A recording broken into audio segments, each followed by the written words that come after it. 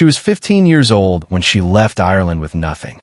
No family, no money, no idea what was waiting for her on the other side of the world. She survived a famine. She survived a voyage across the ocean alone. She survived decades of hard labor in a country that was not her own. And then one morning in 1872, she survived something else entirely.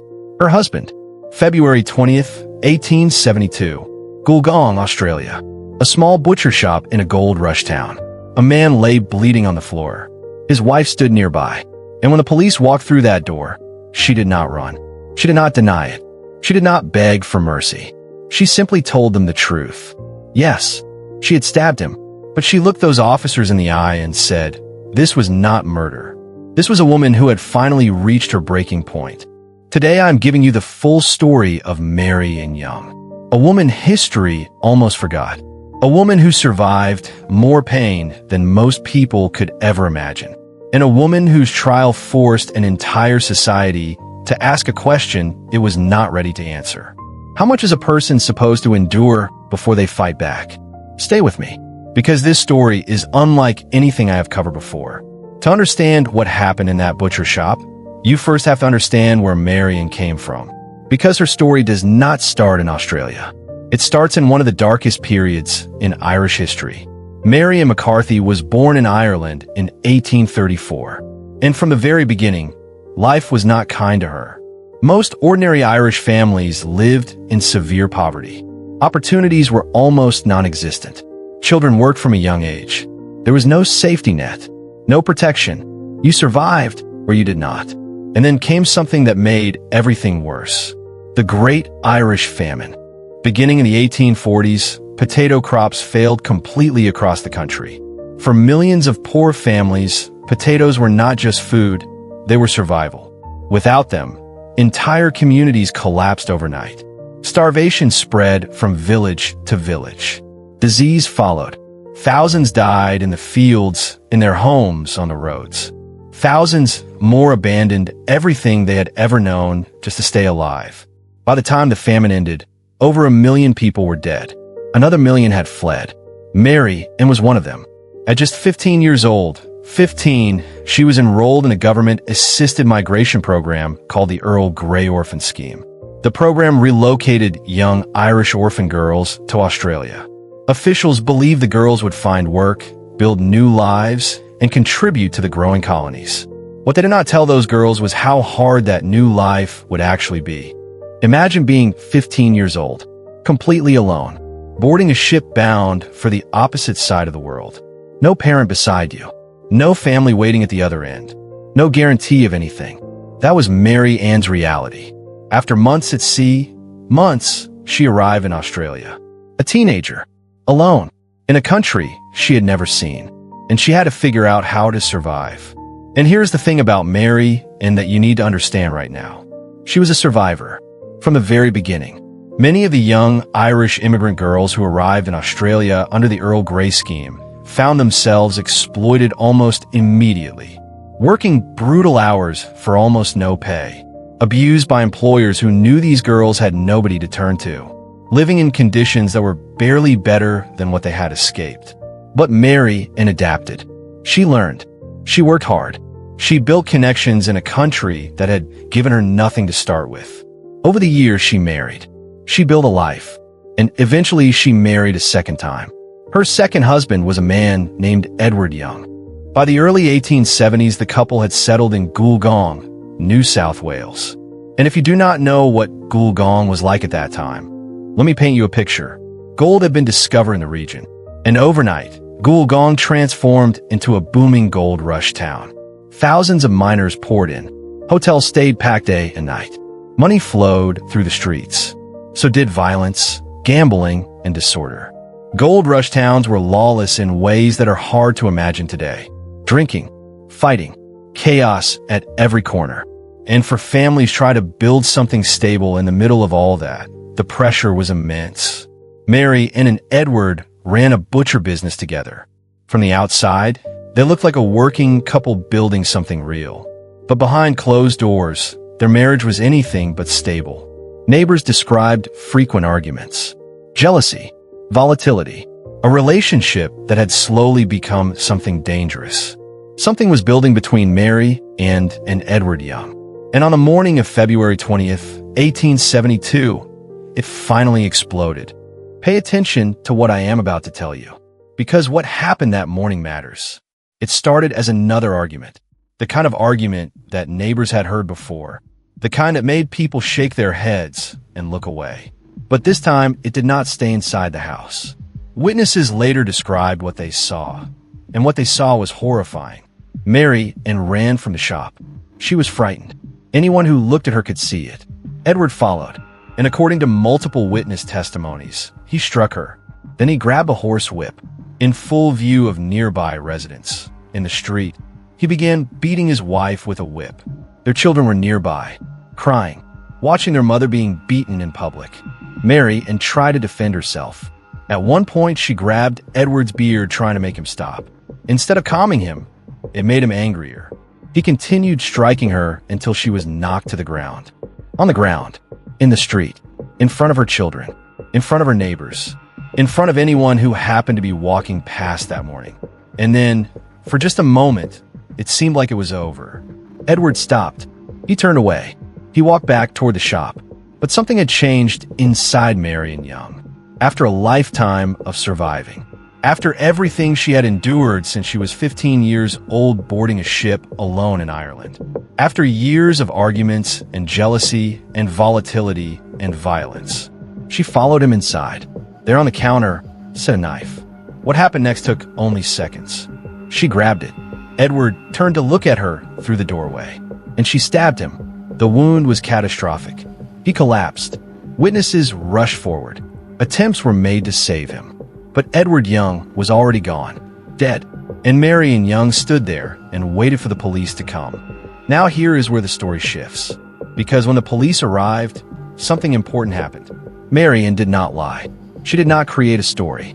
She did not pretend she had no idea what had happened. She told them exactly what she had done, and she told them why. She said she had not planned it. She had not woken up that morning with the intention of killing her husband. She had reacted. In a moment of absolute terror and rage, after being beaten with a horsewhip in front of her children, she had reacted. And here is the detail that even the police could not ignore. Maryanne's injuries were still visible on her body, right there in front of them, the marks from the beating. Evidence that what she was describing was not a lie. An official investigation began immediately.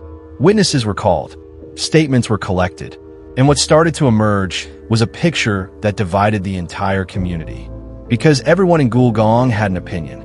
Some said Maryanne was a cold-blooded killer who had to face the full force of the law. That murder was murder regardless of the circumstances. Others said she was a victim, a woman who had been pushed past the point any human being should ever be pushed, and that the law had an obligation to see that. The debate spread through every home, every business, every street in that gold rush town. It all came down to one question. Would the law protect a woman who had been beaten, or punish her for fighting back? When the trial finally began, the courtroom was packed.